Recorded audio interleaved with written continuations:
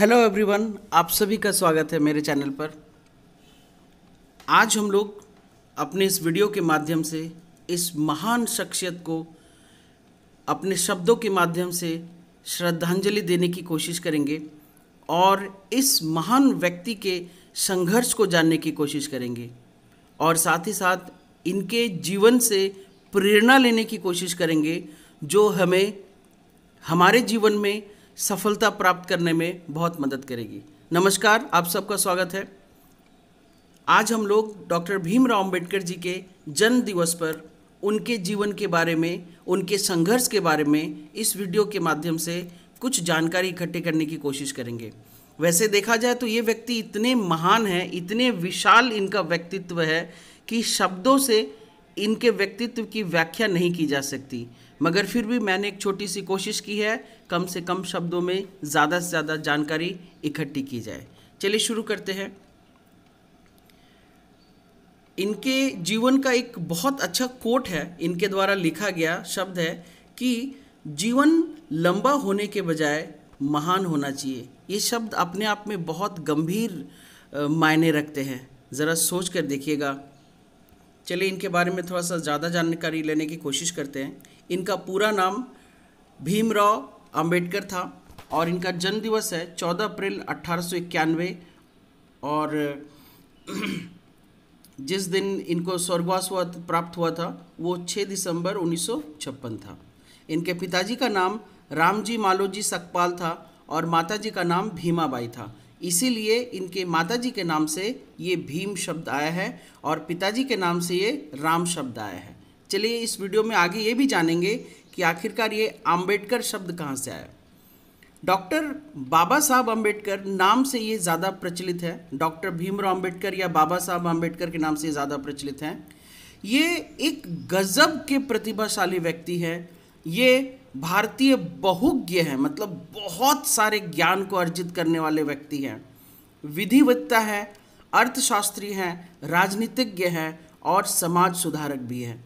इनके जो व्यक्तित्व है ना, उनके हजारों रूप हैं जिसको हम लोग शब्दों में बयान नहीं कर सकते। आगे देखेंगे कि उन्होंने क्या क्या विशेष कर किया। उन्होंने दलित बौद्ध आंदोलन को प्रेरित किया और अछूतों, जिन्हें दलित कहा जाता है, में अछूतों से सामाजिक भेदभाव के विरुद्ध अभियान चलाया था। अछूतों के लिए ये एक बड़ी गंदी कुप्रथा थी हमारे देश में। अछूत वाला, छुआछूत वाला एक बहुत ही कुप्रथा थी जिसको भारत सरकार ने ख़त्म कर दिया है कानून बनाकर। लेकिन ये जिस वक्त ये थे उस वक्त इस प्रथा का बड़ा ही गंदा रूप चल रहा था। श्रमिकों, किसानों और महिलाओं के अधिकारों का भी इन्होंने समर्थन किया था और वे स्वतंत्र भारत के प्रथम विधि एवं न्याय मंत्री, भारतीय संविधान के जनक एवं भारत गणराज्य के निर्माताओं में से एक थे। चलिए आगे देखते हैं।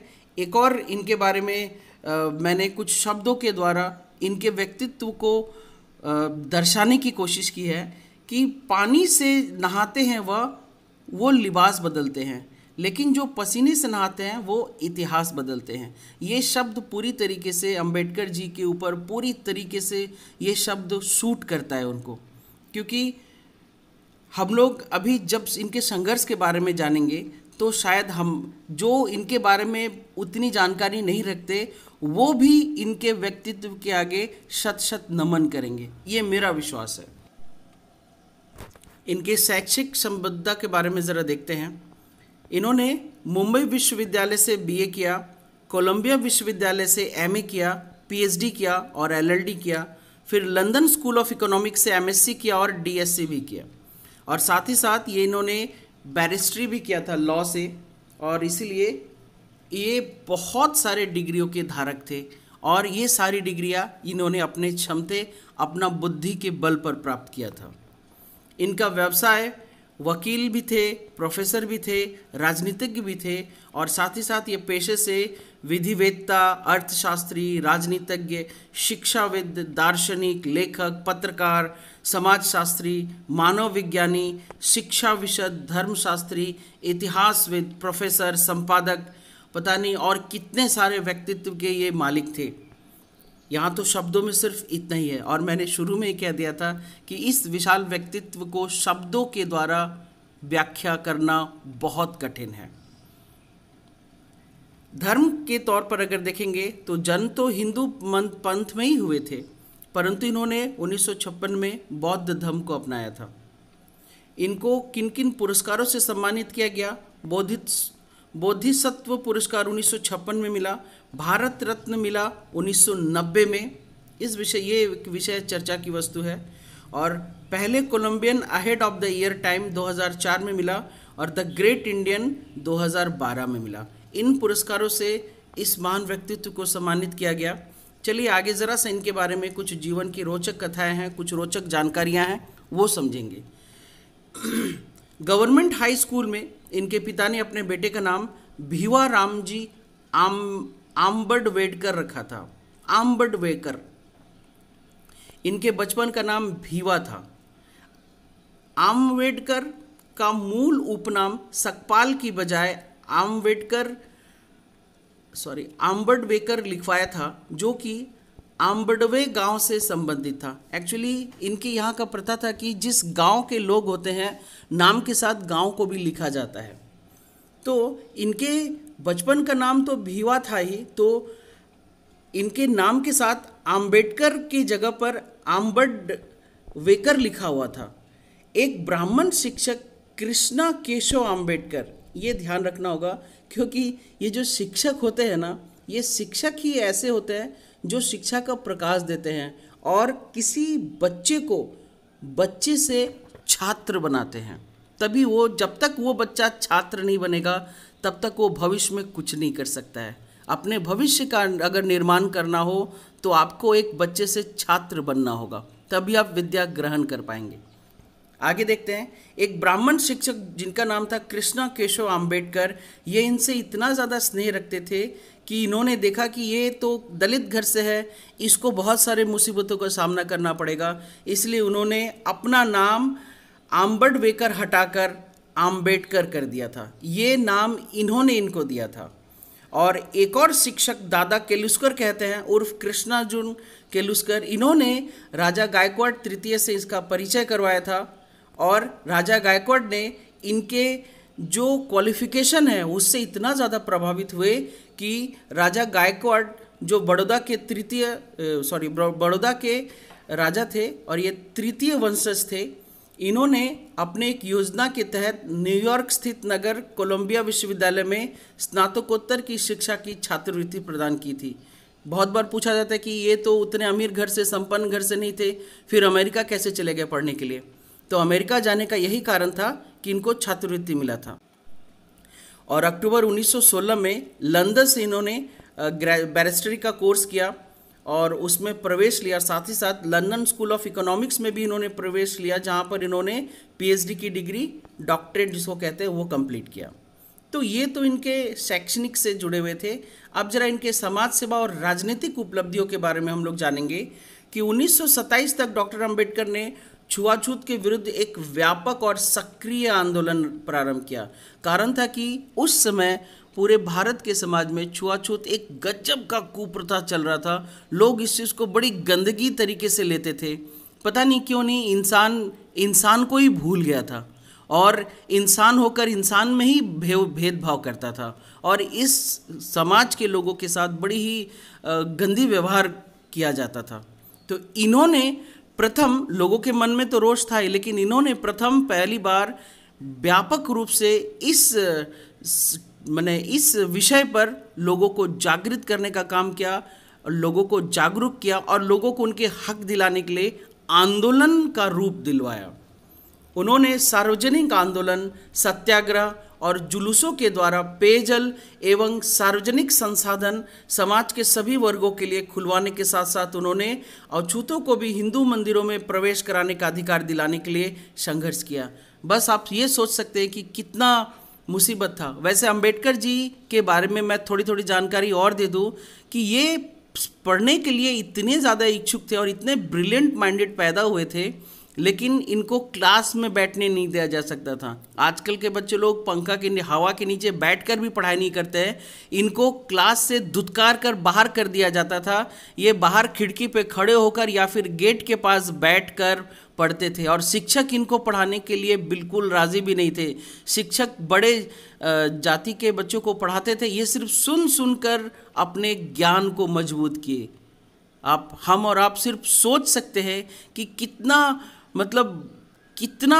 विषम परिस्थिति से इन्होंने पढ़कर अपने आप को साबित किया। उन्होंने महाड शहर में अछूत समुदाय को भी नगर की चवदार जलाशय से पानी लेने का अधिकार दिलाने के लिए सत्याग्रह किया। साथ ही साथ 25 दिसंबर 1927 को उन्होंने हजारों अनुयायियों के नेतृत्व में मनुस्मृति की प्रतियों को जलाया। मनुस्मृति की प्रतियों को जलाने के पीछे ये कारण था कि मनुस्मृति के बहुत सारे भाग में जाति प्रथा एक कुप्रथा है उसके बारे में लिखा हुआ था और वो दलित वर्ग के लोगों के लिए थोड़े से उसमें जो जानकारी थी वो उसमें लिखी हुई थी। इसीलिए ये उस मनुस्मृति से नाराज़ होकर, मनुस्मृति में लिखी गई बातों से नाराज़ होकर उस मनुस्मृति के पृष्ठों को जलाया था।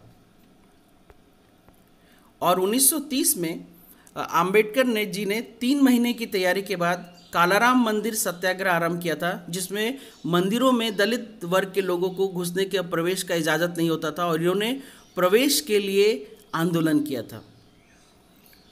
उन्होंने गांधी जी पर अछूत समुदाय को एक करुणा की वस्तु के रूप में प्रस्तुत करने का भी आरोप लगाया था, क्योंकि गांधी जी ने दलित वर्गों को हरिजन का नाम दिया था और गांधी जी भी चाहते थे, ऐसा नहीं है कि गांधी जी नहीं चाहते, लेकिन गांधी जी ने बहुत कोशिश भी की, दलितों के उत्थान के लिए बहुत कोशिश की, लेकिन ये गांधी जी के कुछ विचारों से सहमत नहीं थे।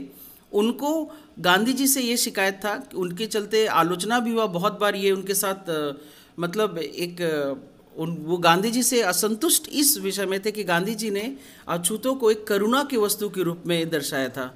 ये गांधी जी के इस वक्तव्य से ये गांधी जी से असंतुष्ट थे। लंदन में 8 अगस्त 1930 को प्रथम गोलमेज सम्मेलन के दौरान अंबेडकर जी ने अपने राजनीतिक दृष्टि को दुनिया के सामने रखा और साथ ही साथ 1931 में होने वाले दूसरे गोलमेज सम्मेलन में भी भाग लेने के लिए इनको आमंत्रित किया गया था। वहां उन्होंने अछूतों को पृथक निर्वाचिका देने के मुद्दे पर गांधी जी से इनकी तीखी बहस हुई थी और साथ ही साथ एवं ब्रिटिश डॉक्टर अंबेडकर से सहमत हुए थे। आगे देखेंगे 1926 में बॉम्बे के गवर्नर ने उन्हें बॉम्बे विधान परिषद के सदस्य के रूप में नामित किया था और 1936 तक बॉम्बे लेजिस्लेटिव काउंसिल के सदस्य भी थे। फिर उन्होंने बॉम्बे में एक 3 मंजिला बड़े घर, जिसको हम लोग राजगृह कहते हैं, उसका निर्माण कराया था, जिसमें उन्होंने निजी पुस्तकालय में लगभग 50,000 से अधिक पुस्तकें रखी थी। इनका ये मानना था कि अगर लोग मंदिरों में जाने के लिए इतनी लंबी लाइन लगाते हैं, अगर ये लाइन पुस्तकालय जाने के लिए लग जाए ना, तो लोगों का भविष्य ज़रूर बदलेगा। और वैसे भी देखा जाए तो ये बात बहुत हद तक सही भी है। 1936 में अंबेडकर जी ने स्वतंत्र लेबर पार्टी की स्थापना की, जो 1937 में केंद्रीय विधान सभा चुनाव में 13 सीटें जीती थी। अंबेडकर जी बॉम्बे विधानसभा के विधायक के रूप में चुने गए थे और 1942 तक ये विधानसभा के सदस्य भी थे। 1952 में अंबेडकर जी राज्यसभा के सदस्य भी बन गए थे। तो साथ ही साथ डॉक्टर साहेब भारत के संविधान निर्माता के रूप में भी इनको कहा जाता है और संविधान सौदा समिति के ये अध्यक्ष भी थे। उन्होंने संविधान का फाइनल ड्राफ्ट तैयार करने में 2 साल 11 महीने और 17 दिन लगाए थे और पूरे देश में 26 नवंबर को संविधान दिवस के तौर पर इस दिन को मनाया जाता है। तो ये तो एक छोटी सी कोशिश थी, छोटी सी वीडियो के माध्यम से मैंने कोशिश की कि डॉक्टर भीमराव अंबेडकर जी के बारे में ज़्यादा से ज़्यादा जानकारी प्रस्तुत कर पाऊँ। आशा करता हूँ कि आप लोग को ये जानकारी पसंद आई होगी।